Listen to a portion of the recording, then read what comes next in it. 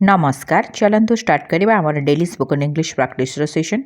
आज आम दैनंदिन जीवन में यूज होता कि वाक्य को किपर इंग्राजी रिप्रेजेंट करवा ताहा शिखा। मते ज्वर होइछि आई हाव ए फीवर। मते शोष लगुच आई एम थर्स्टी। मते डर लगुच आई एम फीलिंग स्केयर्ड। मते राग लगुच आई एम फीलिंग एंग्री। मते थंडा होइछि आई हाव ए कोल्ड। मोर मुंड व्यथा हेउछि आई हाव ए हेडेक। एहीपरि दैनंदिन जीवन में यूज होता वाक्य को आपण इंग्राजी रे रिप्रेजेंट करें। चलतु आउ किछि वाक्य देखा। मते दुख लगुच आई एम फीलिंग सैड। मोर विश्वास अच्छी आई बिलीव। मु ठीक अच्छी आई एम फाइन। श्रीकाया इंग्लिश एकेडमी ऑफलाइन एवं ऑनलाइन क्लासेस को जॉइन करने आपण आम यूट्यूब चैनल को सब्सक्राइब करंतु एवं आमको कॉल करंतु 8114789448 नंबर रे।